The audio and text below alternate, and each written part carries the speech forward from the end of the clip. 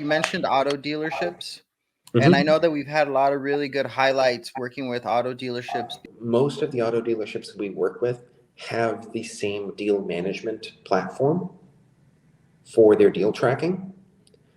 We're partnered with that vendor to set it up so that, for example, when incoming calls are flowing into the dealership or when the dealership is making outgoing calls, those contacts are being recorded in the deal management platform automatically. Like instead of having the salesperson at the dealership send text messages to this person who's interested in this vehicle, RingPlan Automate does it for you. So it knows, because it's connected to deal management system, that car hasn't sold yet.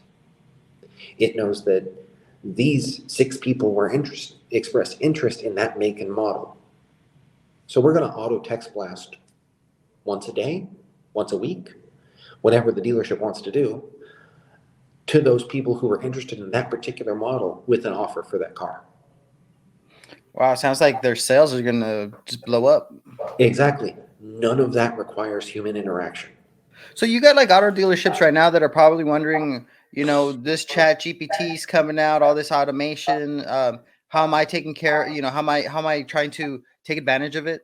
Uh, they probably don't really know that they could just have their phone company help them out. Mm-hmm.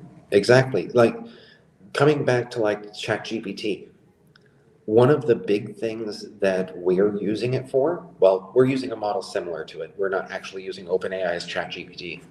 Um, but what we're using that large language model for is something called abstractive summarization. Basically, we take this whole 35-minute call you had, and I want to sum it up in less than 50 words. That way, in your notes that are on your screen, you just have a little blurb about what that call was about to jog your memory. Yeah, we can apply AI to anything from the moment that call first gets offered to us. Another thing I can talk about a little bit, because it's still in active development, so none of this is set in stone, but it's an accessory add-on to our virtual assistant and virtual agent platform.